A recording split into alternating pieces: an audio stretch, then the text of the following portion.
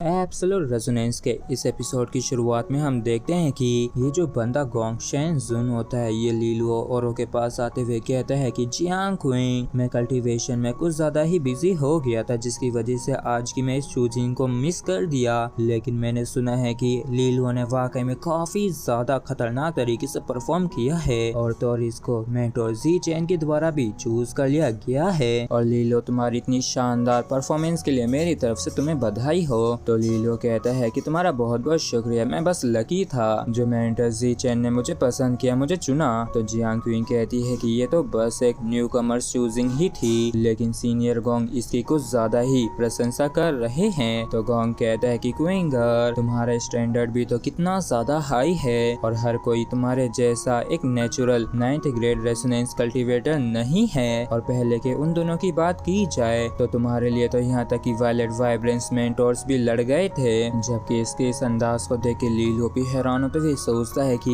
ये सीनियर तो वाकई में काफी गजब का है और तो इसके जो मैनर्स है वो भी काफी अच्छे हैं। और तभी यहाँ पे कोई आते हुए कहती है कि गोंगशेन जुन, जियांग क्विंग के फियांसे को अंडरस्टिमेट मत करना क्योंकि इसका जो डुअल रेजोनेंस है वो बिल्कुल किसी 9th ग्रेड रेजोनेंस जैसा ही रेयर है। तो जियांग क्विंग कहती है कि दूजी होंगलियान, मुझे याद आया कि शुरुआत में जब हमारी चूजिंग हुई थी तभी मैंने तुमको हरा दिया था। और इस चीज को सुन के होंगलियान को गुस्सा आ जाता है और ये चिल्लाते हुए कहती है कि आखिर तुम्हारी हिम्मत कैसे हुई। तो सेंजुन कहता है कि होंगलियान, न्यूकमर्स बस आज आए ही हैं, तो बस तुम एक फेवर करो कि यहाँ पे कुछ भी लड़ाई पंगा शुरू मत करो। और गोंगशेन सुन की इस बात को सुन के होंगलियान जो थी थोड़ी ब्लश मारते हुए कहती है कि अब जब सीनियर गोंगशेन जुन ने ये कहा है तो मैं इस बात को जाने देती हूँ। और थोड़ी और बातचीत करने के बाद जियांग क्विंग, लीलुओ और ली क्विंग जो होती है ये तीनों ही चले जाते हैं। जबकि दूसरी होंगलियान जो होती है ये भी दूसरी पेजवान के साथ काफी गुस्से में यहाँ से चली जाती है। और यहाँ पे सिर्फ एक आखिरी रह गया था जो कि गोंगशेन जुन होता है। ये लीलुओ के डुअल रेजोनेंस के बारे में सोचते हुए मन में कहता है कि ये जो लुओलेन हाउस का यंग लॉर्ड है तो जिस हिसाब के इसके लिए अफवाहें उड़ रखी ये उतना भी ज्यादा कॉमन नहीं है। और तभी एक और बंदा यहाँ पे आते हुए कहता है कि योर हाईनेस, आप वाकई में जियांग क्विंग के प्रति काफी ज्यादा अच्छी तरीके से पेश आते हैं और आप वाकई में उसके लिए काफी ज्यादा अच्छे हैं। तो योर हाईनेस, आपके पास तो काफी सारे तरीके होंगे जिससे कि लीलुओ खुद ही आगे से इनकी एंगेजमेंट को तोड़ दे। तो गोंग कहता है कि तुम्हारी सोच सच में काफी ज्यादा छोटी है और तो तुम्हारे जो नजरिया है वो भी दूरदृष्टि का नहीं है क्योंकि जियांग क्विंग जो है वो किसी एंगेजमेंट से बाध्य नहीं है। इसलिए मैं जियांग क्विंग के दिल को ही जीतना चाहता हूँ और उस जैसे किसी को हासिल करने के लिए ऐसी जल्दबाजी नहीं की जा सकती है। इसलिए मैं समय से बंधा हुआ हूँ और अपने मौके का ही इंतजार कर सकता हूँ। और रही बात लीलुओ की, तो अगर मैं उसके साथ कुछ करना ही चाहूँ तो मैं उसकी तरफ जाना चाहूंगा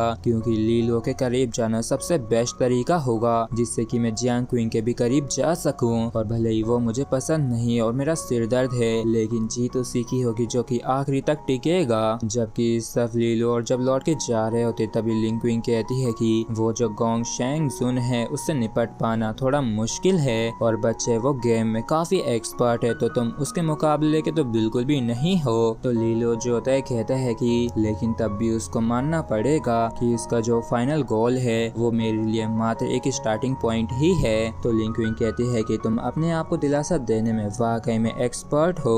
तो लीलुओ कहता है कि वैसे भी मैं अभी कर ही क्या सकता हूँ सिवाय ये मानने के अलावा कि वो बंदा सच में काफी औसम है। तो जियांग क्विंग कहती है कि तुम्हें भी इतना ज्यादा हम्बल होने की कोई जरूरत नहीं है क्योंकि गोंगशेन जुन जो है वो जब से जन्म लिया तभी से वो इतना ज्यादा टैलेंटेड है लेकिन आखिर इससे क्या ही फर्क पड़ता है क्योंकि तुम्हारे पास भी तो डुअल रेजोनेंस है ना। तो शायद अगले कुछ सालों में तुम उसको भी पछाड़ दोगे। और अगर सच सच बताऊं तो मेरे दिल में लीलुओ तुम किसी से भी कमजोर नहीं हो। और जियांग क्विंग ने ये बात वाकई में अपने दिल से कही होती है तो इसलिए दिल पे लग जाती है लीलुओ के और इसे यकीन नहीं हो रहा होता है कि जियांग क्विंग असल में इसके बारे में ऐसा कह रही है। और इसको इस तरीके से बिहेव करता देख के लिंग क्विंग कहती है कि हे भगवान, तुम सच में लीलुओ के प्रति कुछ ज्यादा ही नाइस हो। और लीलुओ भी थोड़ा हैरान परेशान होते हुए कहता है कि जियांग, आखिर तुम क्या कहने की कोशिश कर रही हो। तो जियांग कहती है कि क्या तुम्हें वो वादा याद है जो तुमने मुझसे किया था जिनमें से तुमने फर्स्ट और सेकंड स्टेप को कंप्लीट कर लिया है और मैं चाहती हूँ कि तुम होली स्टार कॉलेज में सबसे स्ट्रॉन्गेस्ट न्यूकमर बन जाओ। तो लीलुओ जो होता है हिचकिचाते हुए कहता है कि कि क्या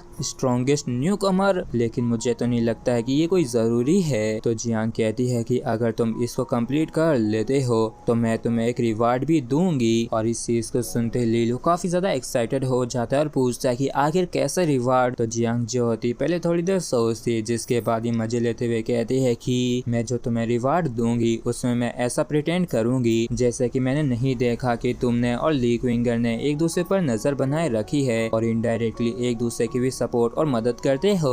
और इस चीज को सुनते लीलू को एक काफी तगड़ा वाला झटका लग जाता है और ये कहता है कि जियांग क्विंग तुम ऐसा तो बिल्कुल भी मत सोचो, क्योंकि तुम सुंदर हो तो तुम किसी की भी बेइज्जती या फिर निंदा कर सकती हो। और लीलू के लिए सेकंड गोल को सेट करने के बाद जियांग क्विंग जो होती है लिंग क्विंग के साथ यहाँ से चली जाती है, जबकि सब लीलू जो होता है गुस्से के मारे छटपटा सा रहा होता है और ये कहता है कि आज तुमने सच में हद ही कर दी। चलो छोड़ो, मुझे लगता है कि मुझे जाके अपने न्यू गार्डियन से मिलना है। जिसके बाद लीलू जो होता है एक हाउस की तरफ जाने लगता है, जहाँ पे ये एक लड़की को खड़े हुए देखता है और उसे देख के अंदाजा लगाता है कि शायद ये बाई मैंग मैंग है। और फिर क्या था, ये काफी नाइसली इसकी तरफ अप्रोच करते हुए कहता है कि हेलो बाई मैंग मैंग। और लीलू को देखते ही बाई मैंग मैंग जो होती शर्माते हुए हाय करती है, जबकि इसको देख के लीलू भी काफी ज्यादा आश्चर्यचकित होता है और सोचता है कि वाह ये तो सच में काफी ज्यादा क्यूट है और तो ये तो वही है ना जिसे यूलांग पसंद करता है। और लीलू पूछता है कि क्या यही मेंटो जी चैन की प्लेस है, लेकिन आखिर तुम अभी तक अंदर क्यों नहीं गई। तो मैंग मैंग कहती है कि मेंटो जी चैन ने कहा है कि जब हम सभी ही एक साथ इकट्ठा हो जाएं तभी हमें एक साथ ही अंदर जाना है। तो लीलू आसपास देखते हुए कहता है कि हाँ अभी भी एक बंदा रह रखा है और उसका तो नाम जिनफू है ना,